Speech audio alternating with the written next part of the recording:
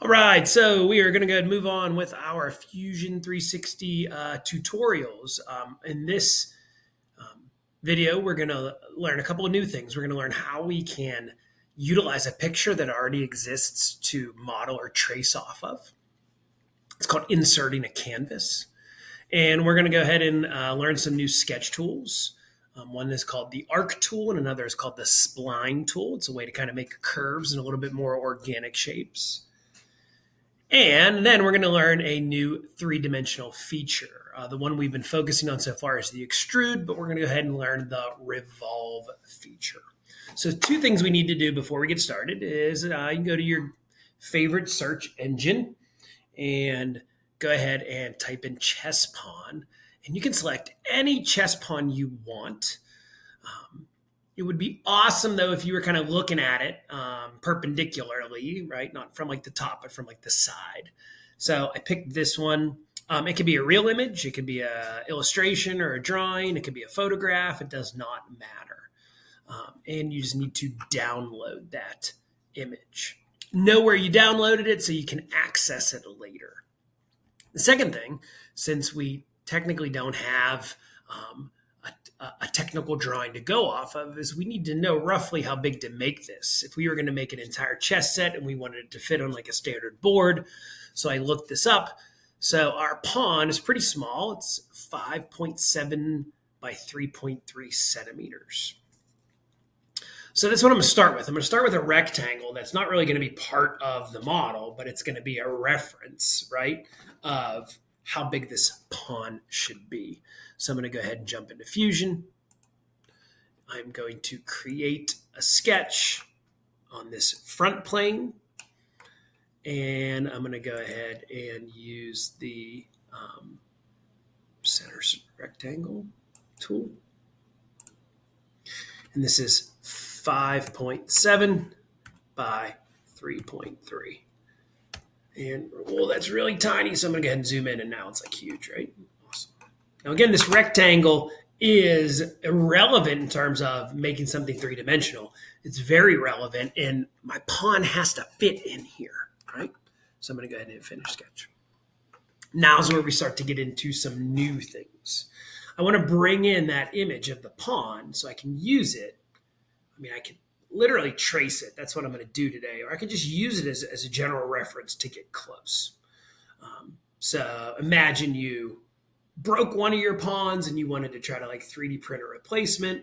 Well, you could take a picture of it, import it, and do your best to trace it so that it is the best kind of replica possible. I'm going to come over here to the right up here in my kind of main menu under solid, and I'm going to insert what's called a canvas. There's a lot that I could do, but one of the defaults is insert canvas. And I'm going to insert it from my computer. And I saved mine to download, so it's right there. And I'm going to go ahead and click open. Now I need a place to put it, right? Since I'm starting early, there's not too many places to put it. I'm going to put it right on that rectangle I drew. And there it is. It's just not the right size and it's not in the right orientation. So there's a couple of things I can do. I can use these hourglasses to flip it. If I wanted to flip it left to right, I could, but it's symmetrical, so it doesn't matter. And then I want to make it bigger or smaller. So these arrows will let me move it. And these like lines and squares will let me move or scale. Right? So if I were to just move this one, it would scale it top to bottom. That one. If I moved it left to right, it would just scale side to side. And these are kind of percentage wise, right? So a 2 would be twice as much. So I could type in some values if I wanted. If I move this in a direction, it's going to move it off of like where it was centered. But my favorite is this little rounded one. If I grab it, it's going to scale it evenly, right? So I'm going to be able to get close. I might not get perfect. Right? And if I wanted to, and if I was okay with that, I might be able to move this down a little bit. Now let's move it down like 0.4.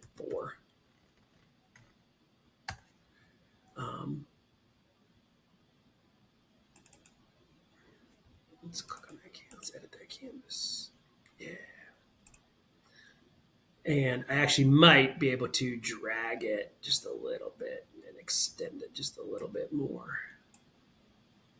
That's close enough. Okay, but my goal is to get my pawn to fit in that rectangle as best as possible. And when I think I'm ready to go, I'm going to go ahead and click OK.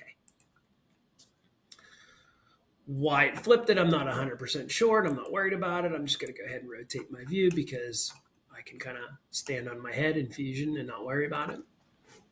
And now I'm going to be very, very smart in how I draw this. I'm actually only going to draw half, and you'll see why later. But since everything is completely symmetrical, I'm only going to draw half of it. So I'm going to go ahead and create sketch.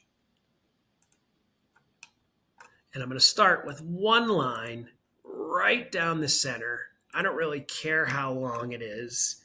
It's just kind of representing this like midpoint. And now I'm going to go ahead and use some new sketch tools. Right. I see a lot of curves. And I'm going to start with the arc tool. And I'm going to use a 3-point arc. And again, I'm going to do this one kind of slow here. I'm going to go ahead and click on 3-point arc. Notice the cursor changes. There's that new icon that looks like the 3-point arc right to the like kind of subscripted, if you will, on the arrow. And I'm going to come in and I'm going to zoom in.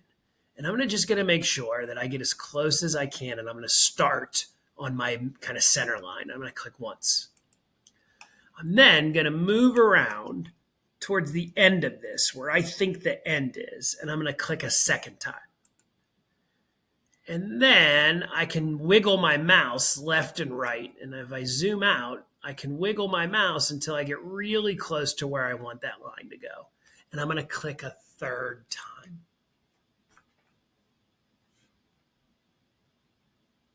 I'm going to do that again. I got this little trim tool. I'm going to cut that line. I'm going to start over just to show you one more time. Under Create, Arc, 3-point arc. I'm going to zoom in. I'm going to get as close to where I think that is as possible with my image. I'm going to click once. I'm going to zoom out while I kind of pan and move to the bottom of where I think this arc ends. I'm going to click a second time, and I'm going to wiggle my mouse back and forth until I get it to match up as close to where I think this drawing is as possible. And I'm going to click a third time.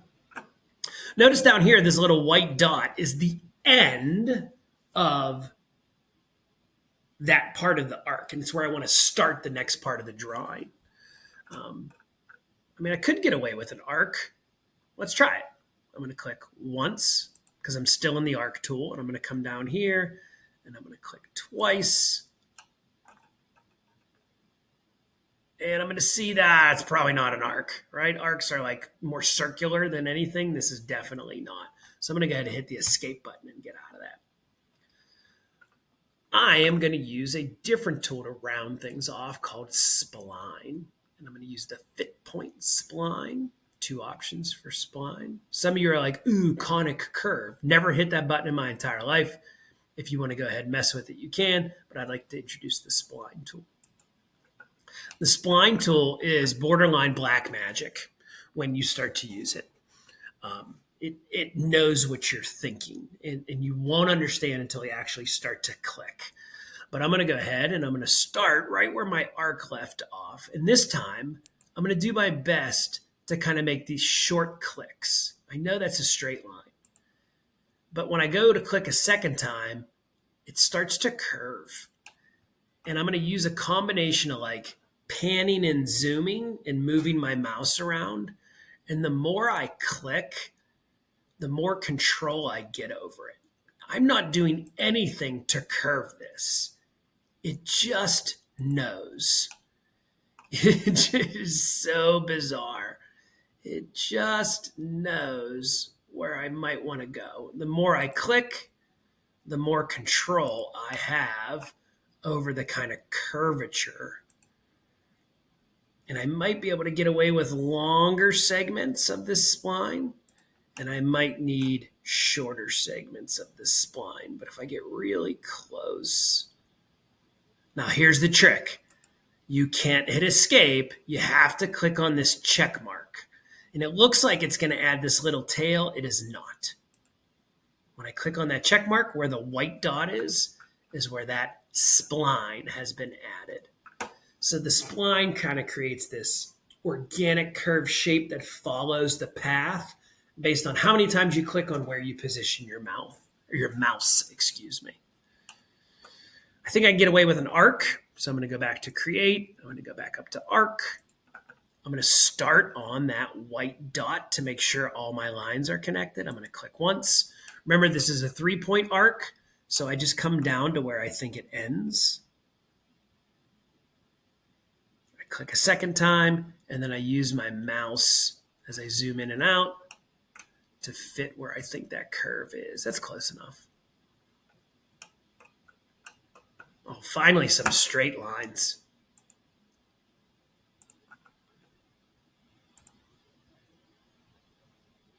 Go to about there.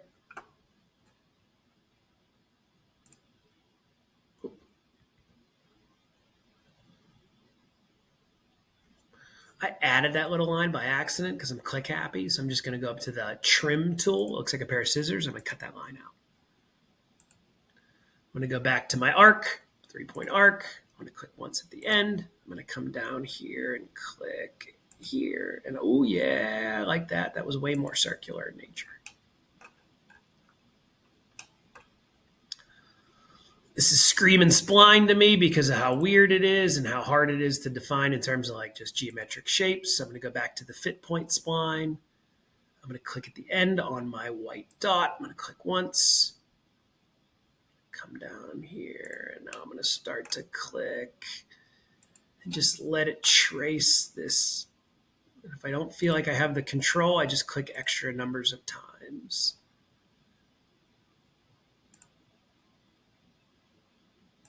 And I hit the check mark. And there's my spline tool. This is definitely looking more arcish to me, so I'm going to go back to my 3-point arc. Click once. I'm going to click twice. Oh, excuse me. I was on the wrong tool. Escape. Create. Arc.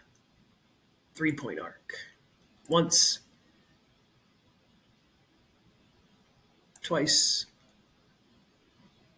3 times. And then last but not least, to make sure this thing doesn't weeble, wobble, and fall down, I'm going to make sure the bottom is super straight by using a straight line. Now, I know what you're thinking. I keep hitting arc by accident. I'm sorry. Create line. There we go. I wasn't using the right sound effects. I know what you're thinking. You're thinking, wow, that isn't straight. It is straight. It's not flat. So up here under our constraints, this is the first time I'm going to introduce one. This first one is called horizontal vertical. If I click on it and then I click on the line, it's going to make it the closest thing. This is closer to a vertical than it is horizontal line. Watch what it does. It makes it and forces it to be a horizontal line. And I have half of a drawing. I'm going to go ahead and hit finish sketch. And there it is. When I hover my mouse over it, I have now traced roughly half of this drawing. And I know what you're thinking. If you've been following along, you might be like, ooh, I could mirror it. We could. And then you're like, yes. And then I could extrude it. And I'm going to go ahead and do that extrude. And I'm only going to extrude half of it just to highlight why we don't want to do that. If I extrude this, I end up with something that from the front looks like a pawn, but it's not round like a pawn. It's pushed and pulled almost like a cookie in the shape of a pawn. So that's not what we're looking for. So I'm going to go ahead and go back in time, right click on the icon and delete that.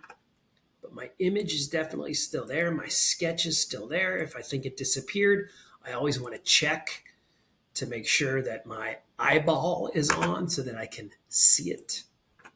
And now we are going to introduce the new tool. It's second from the left, right next to extrude because it's used often. Under create, I can find it as well. It's called Revolve. This is usually where you get some like ooh moments in class, right? I'm going to go ahead and click on Revolve. And it's going to tell me in the menu what I want to select. I want to select a profile. I'm going to select my image. Then I need to pick an axis. But again, I just don't pick the line. I have to actually come over into the menu and toggle to let it know I am picking the axis. And notice how now that's in blue. And I'm going to click the line I drew, this line at first. And it doesn't really look like much happened because of the orientation. But when I go up here and I grab the view cube, I can see it has now rotated my image and created it three-dimensionally in a 360-degree rotation around that center line.